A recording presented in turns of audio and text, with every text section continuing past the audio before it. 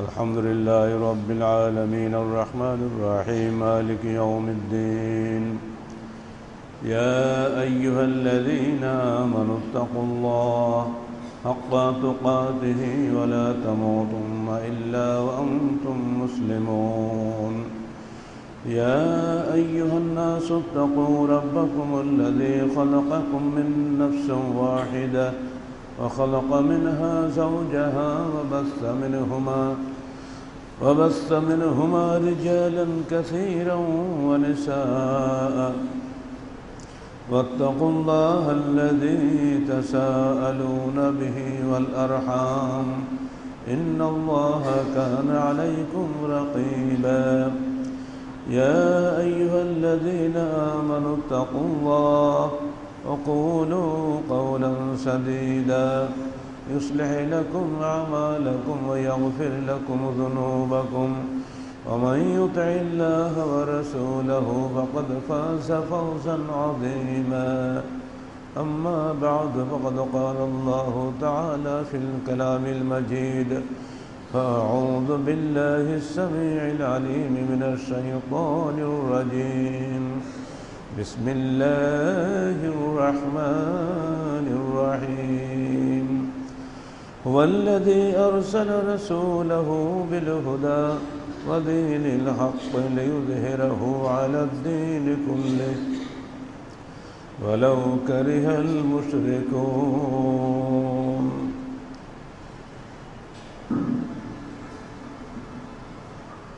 وعن المقداد بن الأسود رضي الله عنه قال أنه سمع رسول الله صلى الله عليه وسلم يقول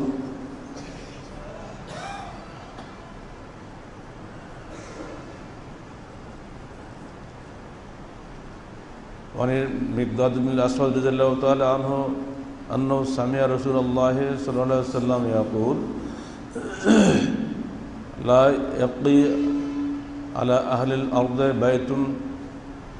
بيت مدر ولا وبر إلا دخله الله الإسلام بعز عزيز وذل ذليل أما بعز عزيز فيعزهم الله بأهله وأما بذل ذليل فيدينون لها فقال فيكون الدين كله لله رواه أحمد بإسناد صحيح যাবতীয় প্রশংসা আল্লাহ রাব্বুল আলামিনের জন্য, যিনি বাংলাদেশকে একটা দারুণ বিপর্যয়ের মুখ থেকে বাঁচিয়ে দিলেন মাত্র কয়েকদিন আগে ইসলামকে রাষ্ট্রধর্ম বহাল রাখার মাধ্যমে। সকলে অন্তর থেকে বলুন আলহামদুলিল্লাহ। এবং যাবতীয় দরুদ ও সালাত সেই নবীর শানে যার রেখে যাওয়া ইসলামের হেফাজতের মাধ্যমেই আমরা ইহকালে পরকালে মঙ্গল লাভ করতে পারি, সেই শেষ নবী মহানবী মুহাম্মদ রাসূলুল্লাহ সাল্লাল্লাহু আলাইহি ওয়াসাল্লামের জন্য যাবতীয় দরুদ ও সালাত। আমরা অবশ্যই অন্তরের অন্তঃস্থল থেকে আল্লাহ পাকের শুকরিয়া আদায় করছি যে তিনি একটি দারুণ সাংবিধানিক সংকট থেকে তার নিজস্ব রহমতে আমাদেরকে বাঁচিয়ে দিয়েছেন। পৃথিবীর তৃতীয় বৃহত্তম মুসলিম রাষ্ট্রের রাষ্ট্রধর্ম থাকবে না, এটা কিসের ধর্ম চলবে, কিভাবে চলবে, দিক নির্দেশিকা কিছুই থাকবে না, এগুলো একটা অন্ধ অহমিকার মধ্য দিয়ে দেশটা এগিয়ে যাচ্ছিল, সাক্ষাৎ একটা সংঘর্ষের রূপ ধারণ করতে যাচ্ছিল। আল্লাহ পাক মেহেরবানি করেছেন তিনজন বিচারপতির মাথায় যে তারা অন্তত এবারের মতো আমাদেরকে রেহাই দিয়েছেন, তারা এটাকে খারিজ করে দিয়েছেন। বলুন আলহামদুলিল্লাহ। রাষ্ট্রধর্ম নিয়ে কথা আমরা বাড়াতে চাই না, কিন্তু ইসলামটা যে কী এ বিষয়ে বলার অধিকার আমাদের আছে এবং এটা বলা বোঝানোই আমাদের মূল দায়িত্ব।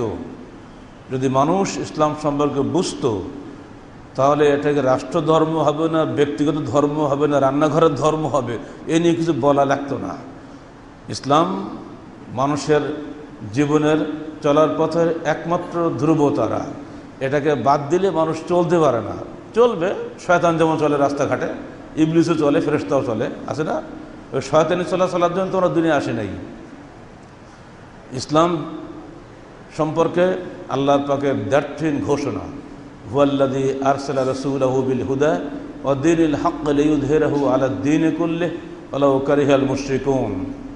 তিনি সেই মহান সত্তা যিনি তার রসুলকে প্রেরণ করেছেন হুদা, হেদায়েত সহকারে, সরল পথ দিয়ে, ওয়া দীনিল হক, সত্য দিন সহকারে, সত্য জীবন ব্যবস্থা দিয়ে, সত্য শরীয়ত দিয়ে। কেন পাঠিয়েছেন? লিইয়ুযহিরাহু আলাদ দীনি কুল্লিহি, পৃথিবীতে প্রচলিত যাবতীয় জীবন ব্যবস্থার উপরে, যাবতীয় দিনের উপরে এই ইসলামী দিনকে বিজয়ী করার উদ্দেশ্যে। ওয়ালাউ কারিহাল কাফিরুন, যদিও কাফেররা, অবিশ্বাসীরা এটাকে অপছন্দ করে। সূরা সাফর এই 9 নম্বর আয়াত পরে সবাই আমরা জানি, একই মর্মে এসেছে সূরা তাওবা 31 নম্বর আয়াতেও। কোরআনে অসংখ্য জায়গায় একই মর্মে বহু আয়াত বিধৃত হয়েছে।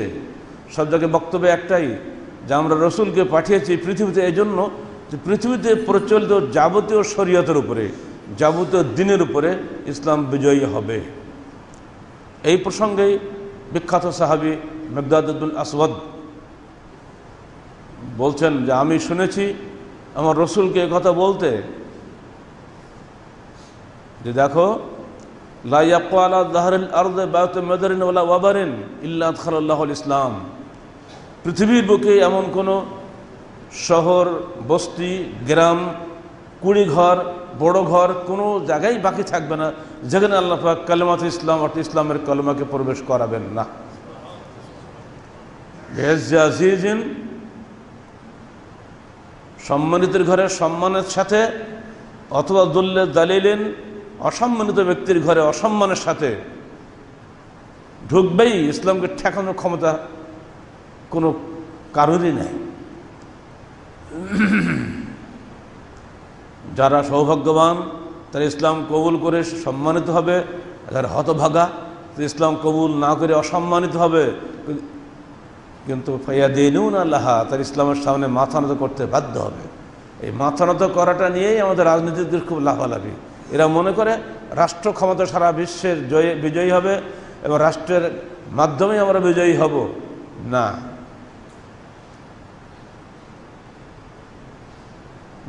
বিজয় শুধুমাত্র সামরিক বিজয় বা রাজনৈতিক বিজয়ের উপরে নির্ভর করে না। নিঃসন্দেহে সেটাও একটা বিজয়ের লক্ষণ বা বিজয়ের একটি মাধ্যম, কিন্তু ওইটা মূল বিজয় নয়। সেটাও হয়েছে ইসলামের ইতিহাসে, ইসলামের উত্থান যুগে, সোনালী যুগে, খোলাফায়ে রাশেদার আমলে ইসলাম নিঃসন্দেহে তৎকালীন পৃথিবীতে শ্রেষ্ঠ দিন হিসাবে রাজনৈতিক বিজয় লাভ করেছিল, সামরিক বিজয়ও লাভ করেছিল। আবার পতনের দিন চলছে।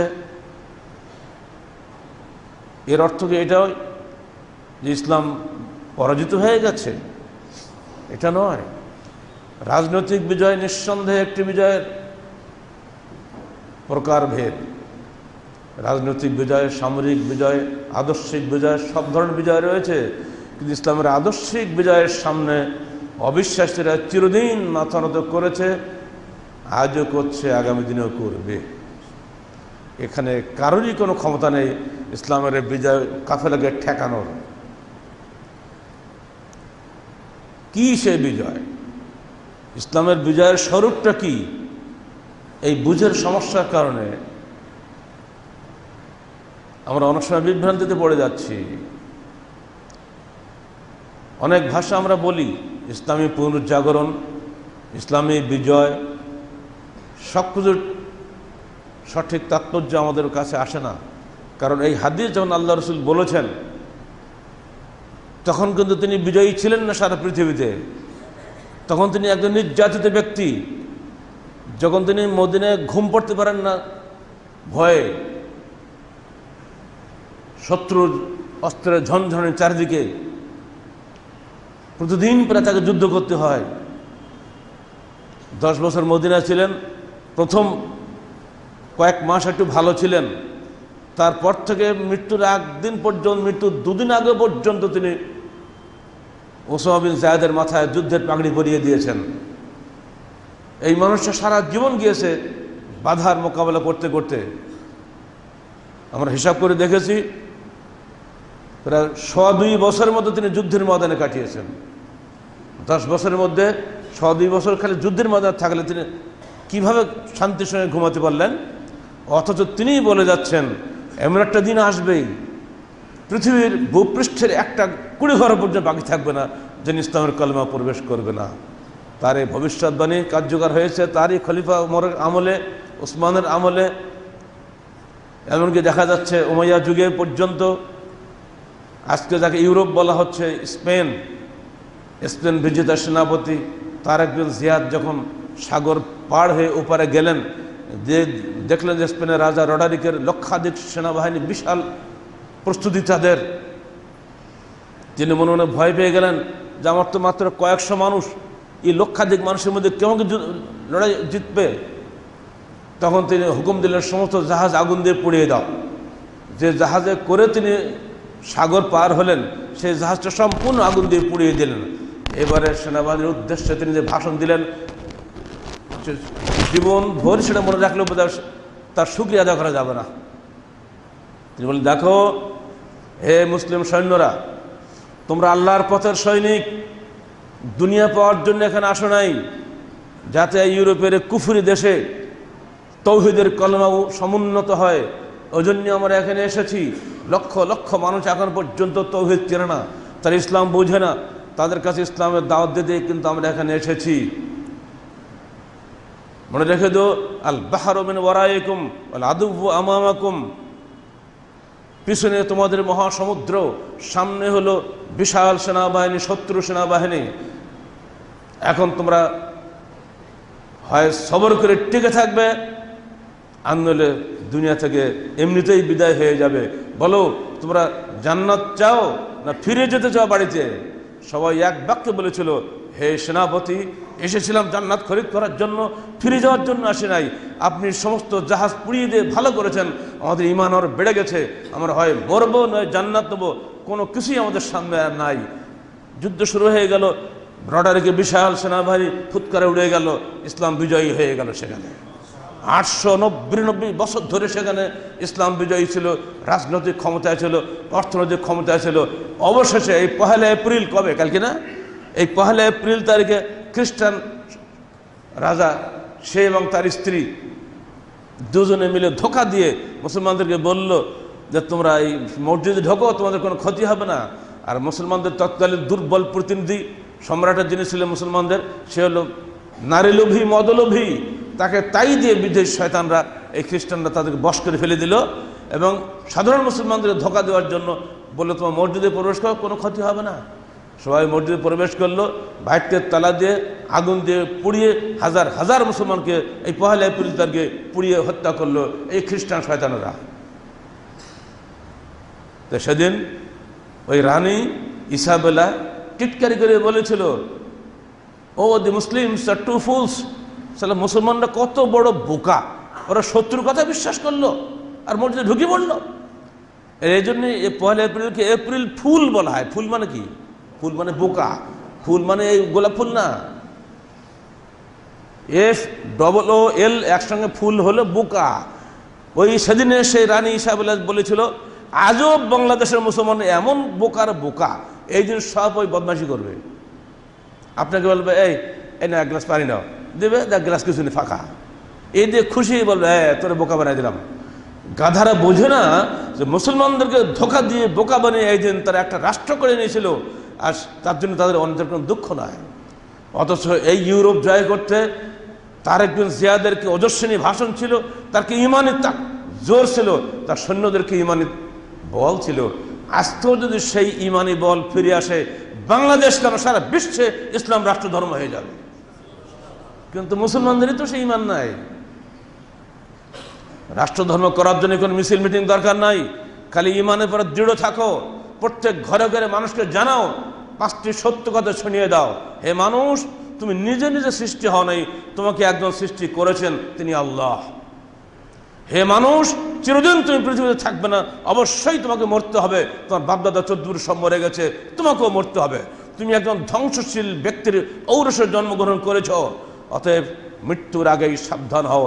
মহাসত্য মৃত্যুকে স্মরণ করো, কাজকর্মে হিসাব করে করো। 3 নম্বর বিশ্বাস রাখো মৃত্যুর পরে তোমাকে অবশ্যই যিনি তোমাকে জীবন দিয়েছিলেন, যিনি তোমাকে মৃত্যু দান করেছেন, অবশ্যই তার সামনে হাজির হতে হবে এবং সেখানে তোমাকে সারা জীবনের হিসাব পেশ করতে হবে। 4 নম্বর বিশ্বাস করাও যদি সেখানে হিসাব দিতে হয় অবশ্যই তোমাকে দুনিয়ায় থাকতে আল্লাহ প্রেরিত ইসলাম ফলো করতে হবে, পূর্ণভাবে ফেরকায় নাজিয়া হতে হবে, পবিত্র কোরআন এবং সহিহ হাদিসের আলোকে জীবন গড়তে হবে, নাহলে পরকাল মিথ্যা হয়ে যাবে, তোমার কোনো কাজে লাগবে না। আর 5 নম্বর বিশ্বাস রাখো তোমার জীবনের সফর সূচির শেষ হচ্ছে হয় জান্নাত নয় জাহান্নাম, এর বাইরে কোনো স্থান তোমার নাই। তুমি জান্নাত চাও না জাহান্নাম চাও, আগে নির্দিষ্ট করে দৃঢ়ভাবে সিদ্ধান্ত নাও। সুবিধা পেলেই তুমি জাহান্নামের কাজ করবা, আর অসুবিধা হলেই আল্লাহ আল্লাহকে চিল্লাচিল্লি করবা, এইসব চলবে না। এই মুনাফিকদের সম্পর্কে আল্লাহ পাক সূরা তাওবা 18 নম্বর আয়াতে অত্যন্ত চমৎকার ভাষায় বলেছেন, ইন উতু মিনহা রাদু ওয়া লাম ইউতু ইযা হুম ইয়াসখাতুন। যদি তাদেরকে কিছু দেওয়া হয় তাহলে খুব খুশি হয়, আর যখন কিছু দেওয়া হয় না আর অমনি খেপে যায়। এই ধরনের লোকের সংখ্যা আমাদের মধ্যে বেশি না? সে মুসলমানদেরকে এই বিশ্বাস রাখতে হবে আমার দেওয়া এবং না দেওয়ার মালিক আমার আল্লাহ, আমার রুজিতে যেটা আছে এটা অবশ্যই অবশ্যই আমি পাবো, যেটা নাই তো অবশ্যই অবশ্যই আমি পাবো না। এই বিশ্বাস যদি মজবুত থাকে তাহলে কোনো মুসলমান টাকা পয়সার জন্য রুজির জন্য মানুষ হত্যা করতে পারে না, কোনো মুসলমান চোর হতে পারে না, কোনো মুসলমান বাটপাট হতে পারে না, কোনো মুসলমান কোশ্চিনকাল ছিনতাইকারী হতে পারে না, যদি সে তকদির বিশ্বাসী হয়। হতভাগাদের মধ্যে সেই বিশ্বাস নাই।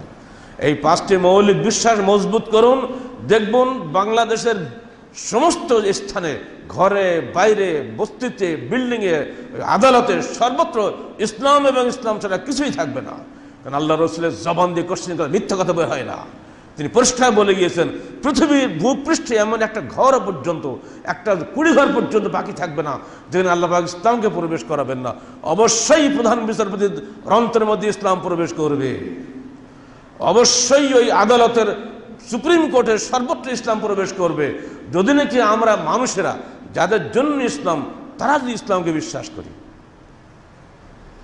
নিজের মধ্যে পরিবর্তন নিয়ে আসবো না, অন্যের পরিবর্তনের জন্য মিছিল মিটিং করে লাঠি সাটনা নিয়ে রাস্তা ঘুরে বেড়াবো, এটা দিয়ে তো কাজ হবে না। আল্লাহ রসুল বলে গিয়েছেন নিজে কিন্তু কাউকে জীবনে একটা লাঠির বাড়ি মারেন নেই, তিনি কখন একটা তরবারি আঘাত কারো গায়ে করেন নাই, কিন্তু তার কথা যা তিনি বলে গেছেন কথাগুলি এত সত্য ছিল, সত্যের কাছে মিথ্যা অবশ্যই পরাজিত হবে।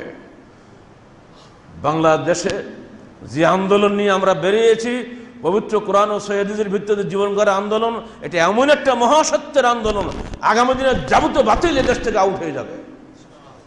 কোনো শিরক বিদআত বাংলার জমিনে টিকবে না।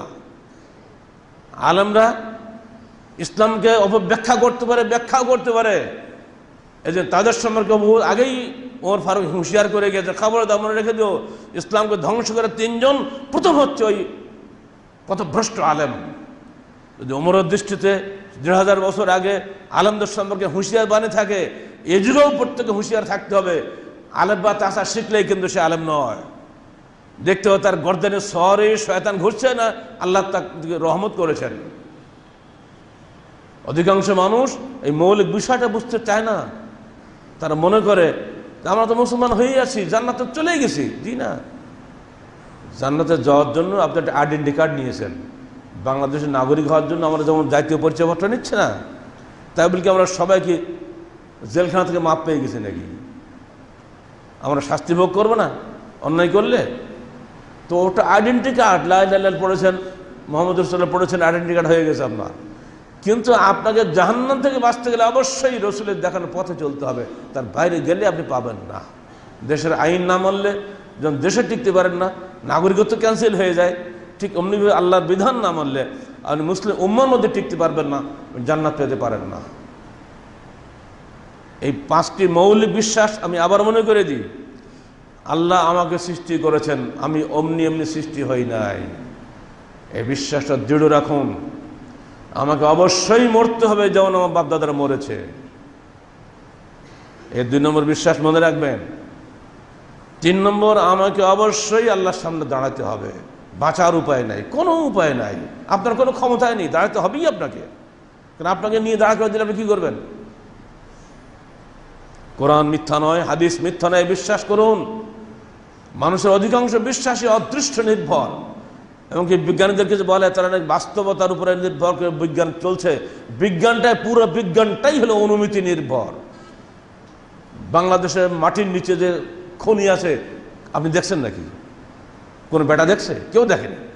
সবই অনুমানের ভিত্তিতে পরীক্ষা নিরীক্ষা চালিয়ে চালিয়ে দেখা গেল অবশেষে যাক ওই কূপটা বন্ধ করে দাও, কারণ ওখানে তলে ঘুরলাম তো মেলা, কয়েক বছর ধরে চেষ্টা করো, ভাবছিলাম বোধ হয় গ্যাস আছে, গিয়ে দেখি না।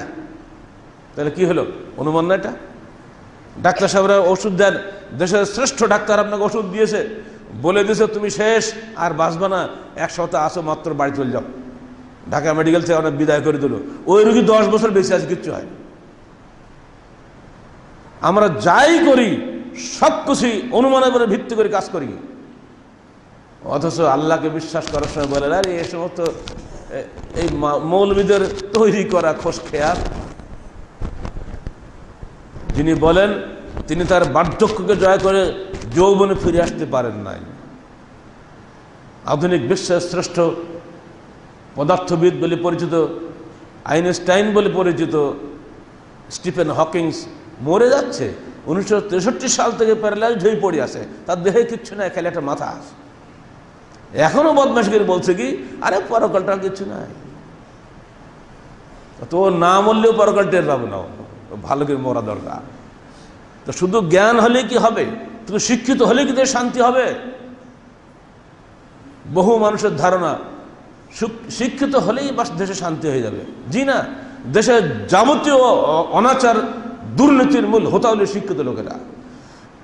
তার মানে যেসব শিক্ষিত লোকের মধ্যে আল্লাহ ভীতি নাই, ওই শিক্ষিত লোকেরা শয়তানের তাবেদার। আর যেসব শিক্ষিত লোকেরা আল্লাহ ভীতি আছে, তারা হলো মানুষকে জান্নাতে নিয়ে যাওয়ার রাস্তা দেখিয়ে দেয়, তাদের হাতে দুনিয়া নিরাপদ। দুটো লাইন হচ্ছে না, লাইন তো দুটা। ওদের শিক্ষিত হওয়ার অর্থ এটা নয় দেশে শান্তি আসবে। এজন্য আমরা সবসময় ঊর্ধ্বতন কর্তৃপক্ষকে উপদেশ দেই, নসিহাত করি, আপনারা শিক্ষা ব্যবস্থা করুন, এমন শিক্ষা ব্যবস্থা করুন যা করলে এই দেশে চোর বদমাশ পয়দা না হয়, যাতে ভালো মানুষ তৈরি হয়। আর এইখানে গিয়ে একটা রুট ফুটে উঠেছে। একটা মানুষ যখন আল্লাহর উপরে পূর্ণ বিশ্বাসী হয় তখন সে মানুষটা হয় ভালো মানুষ। আর একটা মানুষ যখন ভালো মন্দ সব চিনতে শেখে তখন সে ইচ্ছা করলে শয়তানি রাস্তাও খুলতে পারে। বাংলাদেশ ব্যাংকের রিজার্ভ থেকে চুরি হলো, ওটা কি আপনি আমি করেছি নাকি? এমএ পাস কোন লোক করেছে নাকি? যারা ওই কাজে পাকা, তাই না? এ তো পাগলও বোঝে, যারা ওই কাজে পাকা তারাই চুরি করছে, কিন্তু তাদেরকে হাত দেওয়ার কায়দা নাই। ওইগুলো এমন বড় বড় মানুষ যাদের গায়ে হাত দিলে সরকারি টুলি দেওয়ার সম্ভাবনা আছে। এই যে দেখা যাবে তদন্ত কমিটি হবে, 2 বছর তারপর ঘুরবে, শেষে গিয়ে বলবে কিছু হয়, কাউকে ধোকা দেওয়ার জন্য বলবে নিরীহ লোকগুলো ধুলে জেলে ঢুকাবে, আর নাইলে বলবে যে যা পেলাম না, কি করবো, কতই তো খুঁজলাম। আসল চোর তো পরিষ্কার কানা মানুষই বলতে পারে যে চোরটা কারা। ওই শিক্ষিত মানুষগুলো চুরি বিদ্যায় পাকা। এমন চোরের চোর ঢাকায় রিজার্ভ ব্যাংকে চুরি করেছে, আমেরিকার রিজার্ভ ব্যাংকে পাঠিয়েছে, সেখান থেকে আর ফিলিপাইনি ব্যাংকে এসেছে। প্রায় 29 দিনের মধ্যে কেউ ধরতে পারেনি। এত জায়গায় ঘোরার পরও কেউ টের পায়নি। মানে চোরের দাদা চোর, বাবা চোর না। কিন্তু এরা সব এমন উচ্চ শিক্ষিত, ওই শিক্ষার ধারে কাছে যাওয়ার ক্ষমতা আমাদের নাই। তাহলে শিক্ষিত হলেই কি ভালো মানুষ হবে নাকি? রিসার্চ চোর শিক্ষিত দরকার নাই, যে ওই চোর ঠেকাবে ওই মানুষকে ওই শিক্ষিত বানাও। আর ওইটার জন্য প্রয়োজন যেখানে, সেখান থেকেও যায় না। যখনই বলি মানুষকে ইমানদার বানাও, তো ওর তাদের সাম্প্রদায়িক হয়ে যাবে, তো ধর্মনিরপেক্ষ থাকলো না। মানুষ যতক্ষণ পর্যন্ত ইমানদার হবে তখন সে হলো সুখী মানুষ। আর যে মানুষ ইমানদার নয় সে চিরদিন অসুখী, কোটি কোটি টাকার পরে শুয়ে থাকবে, ওর শান্তি নাই। কারণ ছিল বিশ্বের সেরা ধনী, মুসা আলাইহিস সালামের চাচতো ভাই। ও রাজনৈতিক সুবিধা পাওয়ার জন্য ফেরাউনের দলে ভিড়ল। এখন দেখবেন খেয়াল করে যারা যত বড় লোক সব সরকারি দল করে, খেয়াল করে দেখে, তাই না? যখন যে সরকার আসে তখন তার সাথে তাল মারে, তা নাহলে তো টাকা থাকবে না, ব্যবসার সমস্যা হবে। তো ওই আজকে নতুন না ভাই, অনেক পুরনো কল্পসা। আমাদের কথা সব আসে, পুরনো কথাগুলি বেশি আসে। অনেকে ধারণা করে এই কোরআনটা পুরনো গল্পের কাহিনী। জি না, পুরনো এমন এমন কথা রয়েছে যে এদিকে এ দেশের লোকে জানে না। কারণের এত ধন ছিল, ওইগুলো বহন করতে পারে 100 উট লাগতো। আপনার তো বাসায় একটা চাবি শুধু, আপনার ধনটা পুরা বাংলাদেশ ব্যাংক রিজার্ভ দিলেও কারণের টাকার সঙ্গে তুলনা হবে না। কিন্তু যখন লোকেরা বলতো, হ্যাঁ আমাদের মুসা তোমার ইমানের লাভটা গেল, ইমান আনলাম ফকির, টাকা নেই। তোমার স্বাস্থ্য ভাই বেঈমান, টাকা কত, তো ওই তো ভালো ছিলাম। কথা ঠিক বলে নেই? এতে আমাদের মধ্যে সেই চিন্তা ভাবনা আসে যে ইমানদার হয়ে না খেয়ে ঘুরে বেড়াচ্ছি, আরে বেঈমান হয়ে কত টাকার মালিক। যারা জ্ঞানী ছিল মুসার বনু ইসরাইলের মধ্যে, তারা বললে, দেখো তোমরা আদৌ খুশিতে বাগ হেও না। ইন্নাল্লাহ লা ইউহিব্বুল মুফরাহিন, আল্লাহ পাক এত খুশিওয়ালাদেরকে ভালোবাসেন না। দেখবা ওর পরিণতি ভালো হবে না, খারাপ হতেই হবে। হঠাৎ একদিন দেখা গেল পুরা জমিন গারদ হয়ে গেছে, কারণে সব বিল্ডিং ফিল্ডিং সব মাটির তলে চলে গেছে। কারণ হায় হায় করছে, আমার বাঁচা বাঁচা চিৎকার দিচ্ছে। আল্লাহ বলছেন কেউ কারণকে বাঁচাতে যায়নি সেদিন। যাদেরকে বেতন দিয়ে সে পুষেছে, লক্ষ লক্ষ টাকা বেতন দিয়ে সব পালাইছে, কেউ কারণে ধরতে যায়নি। তখন ওই যে গরিবগুলো বলছিল, হায় আমাদের যদি আল্লাহ এরকম টাকা পয়সা দিতে ভালোই হতো, তারা তো বলল, আল্লাহ তুমি সবার চেয়ে বড়, তুমি যা করো অতি আমরা ভালো, আমরা ভুল করেছি, আমাদের ক্ষমা করো। টাকা দিয়ে কখনো সুখ শান্তি হয় না। এর জন্য আল্লাহ রাসূল হাদিসটা সবসময় মনে রাখবেন যে দেখো, আমি আশ্চর্য হয়ে যাই মুমিনদের দিকে তাকালে। যখন সে মুমিন কষ্ট পায় তখন সে সবর করে, আর যখন সে খুশি হয় আনন্দিত হয় তখন সে আলহামদুলিল্লাহ বলে। মুমিন কোনো অবস্থাতেই মুখ কালো করে না। এতে দুনিয়া আখেরাত সবসময় আনন্দিত। নিজের হৃদয়ের মধ্যে সুখের ভুবন সৃষ্টি করুন। সুখ শান্তি তলাশ করার জন্য বিল্ডিং ওঠার দরকার নাই। নিজের মধ্যে যদি আপনি কুড়ে ঘরে বাসিন্দা হন, যদি আপনার স্বামী স্ত্রী সন্তান পরিবারের মধ্যে শান্তি থাকে, আপনি দেশের শ্রেষ্ঠ সুখী মানুষ। আজ বিল্ডিংয়ে বাস করেন, যদি দেহে শান্তি না থাকে, পরিবারে শান্তি না থাকে, আপনি পৃথিবীর সবচেয়ে অসুখী মানুষ। আপনার স্বাস্থ্য নষ্ট হয়ে গেছে, খেতে পারেন না, টাকা পয়সা সবই আছে, ইচ্ছা করলেই যা খুশি খেতে পারেন, খেতে পারছেন না, কারণ পেটের মধ্যে গ্যাস্ট্রিকের এমন ব্যারামালা ঢুকিয়ে দিয়েছে, যাই কারণ হেউ কিছুই থাকে না। তার মানেটা কি? আপনার চেয়ে অসুখী কেউ আছে? ঢুকেছে ক্যান্সার, সারা জীবন 10 দিন বাঁচলেন, 10 আজকাল তো কিসের কেমো দিয়ে 10-12 বছর বাঁচাই রাখে, মানে ওই 10-12 বছরও জাহান্নামের আযাব হয়। কোন শান্তি আছে? কিন্তু সুস্থ একটা গরিব মানুষ যে আপনার বাড়ি কামলা খেটে খায়, আপনি চোখে দেখেন না, চোখে পানি ফেলেন, হায় রে, ও যে কষ্ট করে আমার বাড়ি কষ্ট করছে, সারাদিন খেটে হয়তো 300 বা 500 টাকা পাবে, আর আমি 5 কোটি টাকার মালিক হয়ে আমার এই ক্ষমতা নাই, একখানা কোদাল হাত দিয়ে উঁচা করি। আমার থেকে কেউ সুখী নয়? স্বাস্থ্যই সকল সুখের মূল। এই সুখ যিনি দিয়েছেন সে মহান আল্লাহর জন্য আপনি খুশি হয়ে আলহামদুলিল্লাহ বলবেন না? ওই হলো সুখী মানুষ। সে জানে আল্লাহ পাক আমার রুজিতে এটি করে রেখেছেন, তাই করছি, কোনো সমস্যা নাই।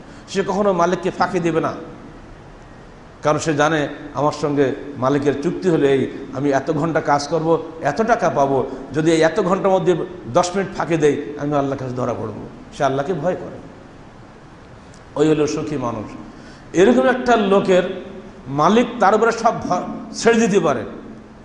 আমার জীবনে একজন লোককে আমি দেখেছি কুয়েতে, 1991 সাল যখন আমরা কুয়েতে আন্তর্জাতিক এক সম্মেলনে গিয়েছিলাম, যে হোটেল আমাদের যে বরাদ্দ ছিল, সেই হোটেলের ম্যানেজার ছিল বাংলাদেশি, বাড়ি টাঙ্গাইলে, M A pass, law pass. আমি যেহেতু বাঙালি, বুঝতে পারছেন, 36টা দেশের মধ্যে আমি বাংলাদেশে একজন মিসকিন সেখানে আছি। ও আমার কাছে সবসময় পরে এসে থাকে। একদিন বলছে, স্যার আমার জীবনে গল্প শুনবেন? এমন কি? বলে আমি এখানে এসলাম লেবার হিসেবে। এই হোটেল লেবার তো বুঝতেই পারছেন, বড় লোকদের সেবার শুশ্রূষা করা।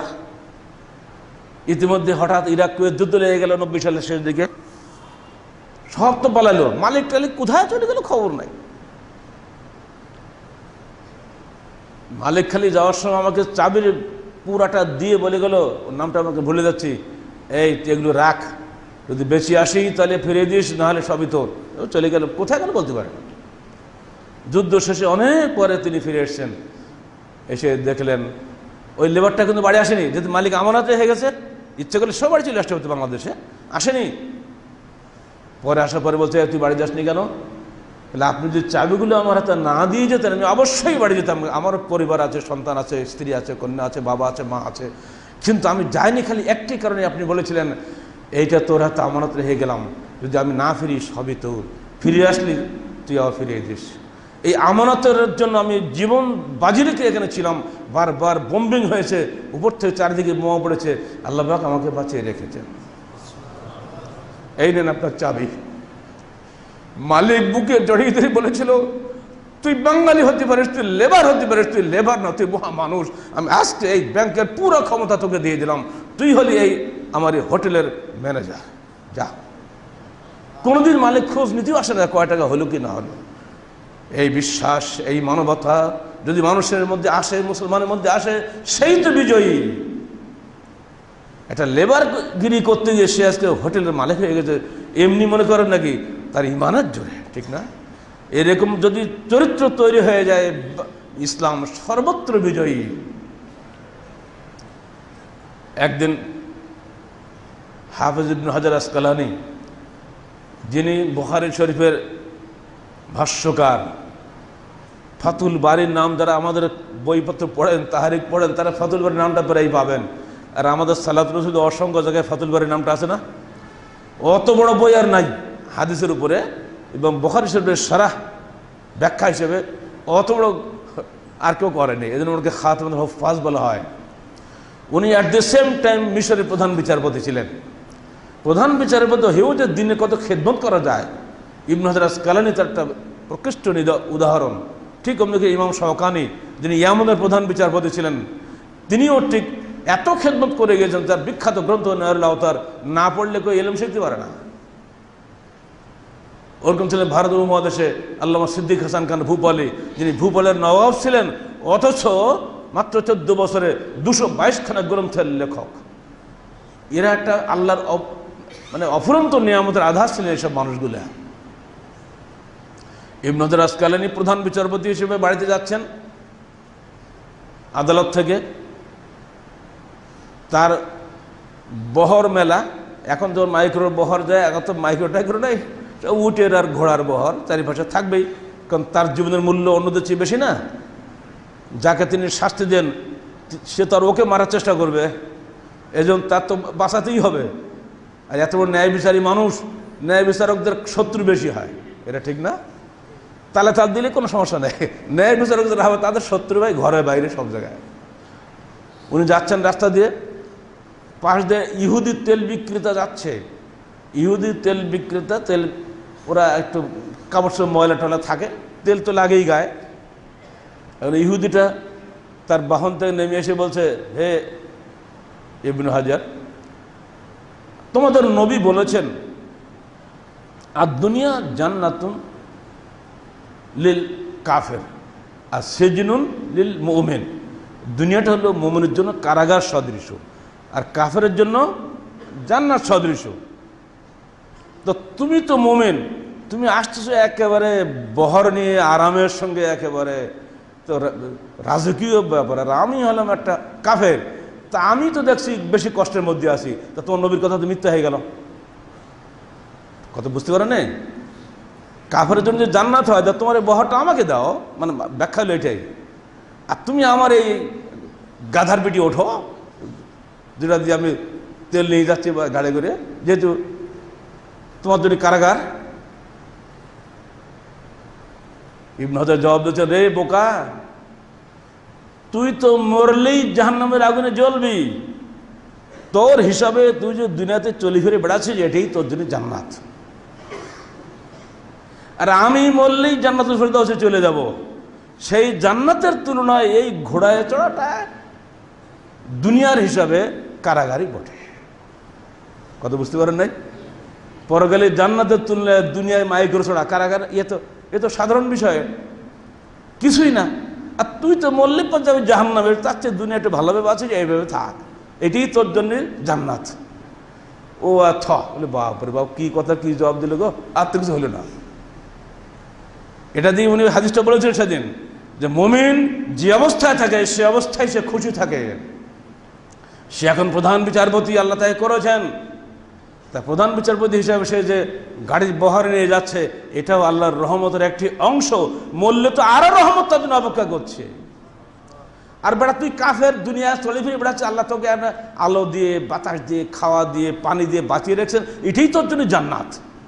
তুই মরলে তো জাহান্নামের আগুন পুড়বি। কথা বুঝতে পারেন? যারা মুসলমান হবে, তারা ধনী হোক আর গরিব হোক, নেতা হোক আর কর্মী হোক, সর্বাবস্থায় সে আল্লাহর উপরে খুশি থাকবে। এটাই হলো ইসলামী বিজয়ের অন্যতম মৌলিক ভিত্তি। বড় প্রতিভাবান হওয়াটা কোনো বিজয় নয়, বড় সামরিক বিজয় কোনো বিজয় নয়। নিজের দেহকে সম্পূর্ণ আল্লাহর উপরে সুপর্দ করে দেওয়া, আল্লাহর ইচ্ছার পর নিজেকে নিবেদন করা, নিজেকে সমর্পিত করার মধ্যেই সুখ নিহিত আছে, বিজয় নিহিত আছে। এক যুদ্ধতে ফিরছেন আল্লাহ রসুল, রাত হয়ে গেছে, বললেন তোমরা সব ঘুমাও, তোমরা বাড়ি বাড়ি করে গার্ড দাও, পাহারাদারি করো। একবার পালা পড়ে গেল মুসআব বিন উমাইর আর আব্বাদ বিন বিশর, এই দুজনের পালা পড়ে গেল। ওরা বলছে আরে বসে বসে কী করবো, তা আমি সালাত আদায় করে তুই ঘুমা। আব্বাদ বিন বিশর সালাত আদায় শুরু করলেন, আর উনি ঘুমাচ্ছেন পাশে। হঠাৎ শত্রু টের পেয়েছে সুযোগ, ওদিক থেকে এসে তীর মেরে দিয়েছে, কিচ্ছু না। আবার তীর মেরেছে, কিছুই না। আবার টান দিয়ে আবার তীর মেরেছে, রক্ত ফিঙ্কি দিয়ে সমস্ত দেহ ভিজে পানির মধ্যে পড়ছে। পাশে শুয়ে আছে সাথী মুসআব বিন উমাইর, ওর গায়ে লেগেছে রক্তের স্রোত, লাভ ধরছে। রে এ কি, তোমার সারা দেহ রক্তাক্ত হয়েছে, ব্যাপার কি, তুমি আমাকে ডাকলে না কেন? বলে আরে মুসআব, আমি এমন চমৎকার সূরাটা পড়ছিলাম সালাতে কেরাত অবস্থায়, আমি চাচ্ছিলাম আল্লাহ এই সালাত অবস্থায় যদি আমাকে মৃত্যু দান করো, আমি তো জান্নাতে চলে যাব। সূরা কাহাফ পড়ছিলেন। বলেন ও কি সুখী মানুষ না? আব্বাদের বাপ, ছেলে মেয়ে, স্ত্রী, কন্যা, পরিবার কিছু নাই? সে তো হাউমাউ করে নাই, এই তুই ওটা আমার মারলো বলবো না, কিচ্ছু বলে না। যেন আল্লাহ এইভাবে আমাকে দুনিয়াতে উঠে নেন, শহীদ হয়ে যাব, এটাই তো বড় শান্তির মৃত্যু হবে। যুদ্ধে তো মরি নাই, এখানেই মরবো। এগুলো ইতিহাস সামনে রাখতে হবে না? কিসে তারা শান্তি পেয়েছেন? টাকায় শান্তি পেয়েছে? বড় লোক হওয়া শান্তি পেয়েছে? না, এখানে ইসলামের বিজয়। এই ধরনের মানুষ আল্লাহ নবীর সঙ্গে ছিল বলেই, এবং তারা দুনিয়াটাকে আল্লাহর দেওয়া রহমতের স্থান, পরীক্ষার স্থান বলে মনে করেছিল বলেই তারা নেতার সঙ্গে গাদ্দারি করে নাই। তারা জানে আমার রসুল আমাকে খবর দিয়েছেন জান্নাতের, কিন্তু আমাকে জান্নাতে দেওয়ার দায়িত্ব গ্রহণ করেন নাই। ঠিক না? তিনি কি ঘোষণা করেন নাই, হে ইয়া ফাতেমা বিনতে মুহাম্মদ সালিনি মিন মালিন মা শি'তি ওয়ালাকিন্নী লা আমলিকু লাকি ইয়াওমাল কিয়ামাতি শাইয়্যা। হে মুহাম্মদের কন্যা ফাতেমা, আনকিজি নফসাকে মিনান নার, নিজেকে জাহান্নামের আগুন থেকে বাঁচাও। পিতা হিসেবে আমার মাল সম্পদ যা আছে, যা খুশি তুমি নাও। মনে রেখে দো হে মা ফাতেমা, কিয়ামতের দিন আমি তোমার বাপ শেষ নবী মুহাম্মদ হওয়া সত্ত্বেও তোমার কোনোই উপকার করতে পারবো না। এই ভাষণ যে নবীর, সেই নবীর কোনো সংগঠনের লোক তার সঙ্গে গাদ্দারি করবে? আব্বাদ বিন বিশর দেখলেন যে আমার নবী এখানে নাই, ঘুমিয়ে আছেন, তাকে ডাকবো না। তিনি জান্নাতের সুসংবাদ দিয়েছেন, আমিও জান্নাতের জন্য লড়াই করতে আসছি এখানে, অতএব এমনিভাবেই যদি জান্নাত আমি পেয়ে যাই, এটাই তোমার সে পাওয়া হয়ে গেল। রসুলের সুসংবাদ তো আমি এখানেই পেয়ে গেলাম। এই জন্য সূরা তওবার ওই আয়াতটা মাথায় রাখতে হবে, এজা উতিয়া রাদাউ ওয়া এজা লাম ইউতুহুম এজা হুম ইয়াসখাতুন। দিলে খুশি হয়, না দিলে খেপে যায়। এই চরিত্র যেন কোনো মুসলমানের না হয়। এটা হলেই সে ইহকাল হারাবে, পরকাল হারাবে। প্রতিভার দরকার নাই, ইমানের দরকার। বুঝতে পারছেন? ইমানদার পুরোপুরি হলেই একটা সাধারণ মানুষও সুখী মানুষ, বিজয়ী মানুষ। বেলাল কি বিজয় হয়নি? বেলাল কি জান্নাতের সুসংবাদ আল্লাহ নবীকে শোনে নাই? কি বেলাল, তুমি করোটা কি? তুমি আমার আগে জান্নাতে তোমার পায়ের সংবাদ শুনলাম। কে এই বেলাল? সেই যুগের সবচেয়ে ধিকৃত, নিগৃহীত কৃতদাস ছিলেন তিনি। তার মারের ইতিহাস, তার নির্যাতন ইতিহাস সবার মুখে মুখে। সেই মানুষকে আল্লাহ পাক কি সম্মান দিলেন, সেটা কি কারণে? ঈমানের কারণে না কি? আমাদের উচিত হবে নিজের জীবনের মধ্যে ইসলাম কায়েম করা, নিজের হৃদয়ের মধ্যে ইসলাম কায়েম করা, তারপরে সারা বিশ্বে ইসলাম বিজয় লাভ করবে। যদি নিজের ভুবনে যদি ইসলাম কায়েম না হয়, রাষ্ট্র ধর্ম করে আমার লাভটা কি? দাম আছে নাকি? কে কার কথা মানে? যে যার মধ্যে চলে যাচ্ছে, এটা তো হবে না। স্বেচ্ছাচারিতা বন্ধ করুন, বিশ্বাস মজবুত করুন। আল্লাহ আমাকে দুনিয়ায় পাঠিয়েছেন পরীক্ষা নেওয়ার জন্য, পরীক্ষাতে বেরিয়ে আবার তার কাছে হাজিরা দিতে হবে। এই মৌলিক বিশ্বাসটা সঙ্গে রাখুন, এবং ইসলাম ছাড়া আর কোনো দিন পৃথিবীতে নাই, এই বিশ্বাস মজবুত রাখুন। ইন্নাদ্দীন ইনদাল্লাহিল ইসলাম।